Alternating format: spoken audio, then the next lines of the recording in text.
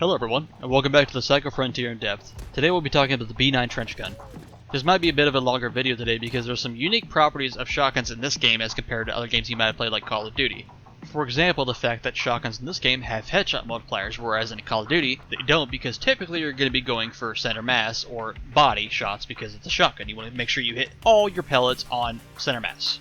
Something else to note, just like in Black Ops 2 and a few other Call of Duties, there's a unique property when you aim down sight with your shotguns where it will tighten your spread. If you hip fire shooting my shotgun and I'm hip firing, and you'll see the spread. Now watch when I aim on sight, and you'll see here that it tightens it a little bit, meaning that at longer ranges it'll be more useful for you to aim on sight. Now granted, it is a shotgun, it's not going to do most damage at range. However, if you want to make sure all your pellets hit to do the most damage possible, it's good to aim on sight if they're further away.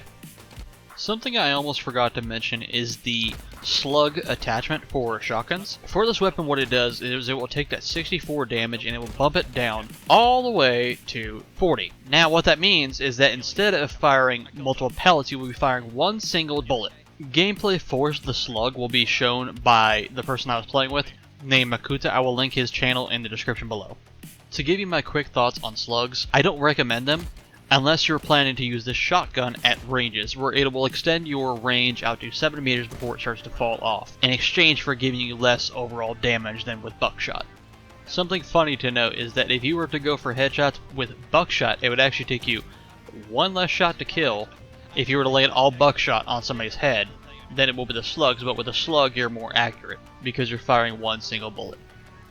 Now that we have that out of the way, let's move into the statistics of this weapon. So with a price of 1,200 K-marks, that's very cheap, a penetration value of 10, a direct damage value of 8, a reload time of 2.4 seconds, so that means from empty it will take you 2.4 seconds to put all 5 shells in the magazine, and as I just mentioned, this weapon has a magazine size of 5. Something unique about shotguns in this game also is that they actually have a projectile speed, which is, needless to say, odd. Usually snipers and stuff like that will have a projectile speed because the projectile will travel over long distances. It's just odd for a shotgun's pellets to have projectile speed. That being said, the projectile speed of these pellets is 26,000. Converting that into meters per second, you have 260 meters per second. That is one of the slowest projectile speeds in the game. There's only a few things slower than that being the Manticore, the Comrade, the Scarab, and the Asp flechette gun. Now, as I earlier mentioned, this weapon has a direct damage value of 8, but the reason for that is because it has 8 pellets that it will fire every single time you pull the trigger, and each of those pellets will do 8 damage.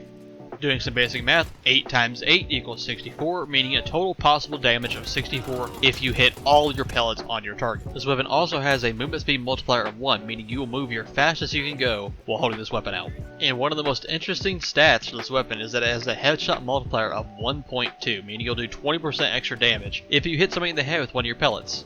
Now this isn't a great deal of extra damage, but it's still an important bit because if one of your pellets happens to hit somebody in the head, that's extra free damage.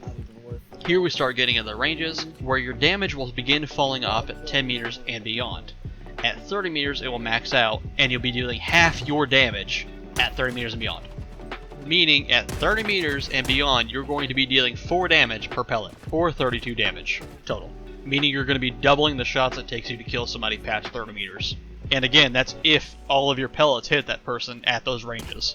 Getting into the more detailed stats, we have a rounds per minute of 63, so that means in 1 minute you can shoot 63 shells, a DPS against common armor of 34, time to empty the mag will take you about 3.8 seconds, and your shots to kill on common armor is going to take you 2.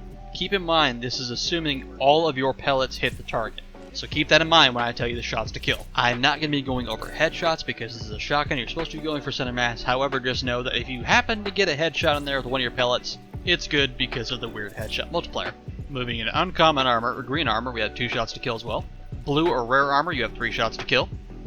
Epic armor, 3 shots to kill as well. And at exotic armor, it doesn't change with 3 shots to kill as well.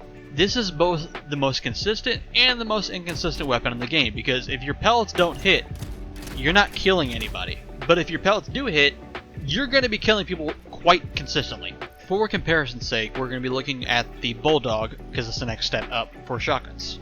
The time to kill in these weapons is actually pretty close, with the Bulldog overtaking the Trenchgun in most situations. However, once you start getting into rare, epic, and exotic armors, this changes way better somehow than the Bulldog but I assume this is because the Bulldog only has 2 rounds in the magazine, so you have to reload often, whereas the B9 Trenchgun has 5 shots in the magazine, so you don't have to reload as often, meaning your time to kill is shorter. Something to note on both weapons is that the headshot multiplier, the fall-off ranges, and the fall-off multiplier are the same.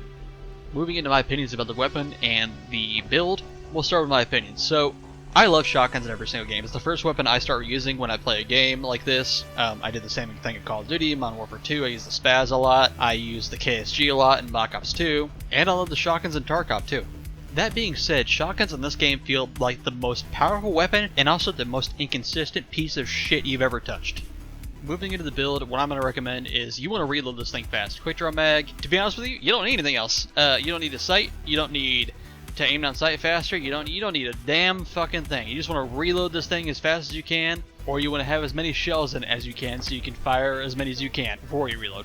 Moving into the converter is only going to help you against 1 armor and nothing higher, and that's a rare armor, blue armor, and you need a rare converter, and it'll reduce your shots to kill if you hit all your pellets by 1. And since blue armor is the most used armor in the game, this might help you. Thank you all so much for watching. If you guys wouldn't mind in the comments below, tell me some of your experiences with your shotguns in this game. And if you're enjoying the Psycho content and this series, be sure to consider subscribing and hitting the like button. And at the top right, I'll have a video for you for the beginner's guide I created to help some of you new players out.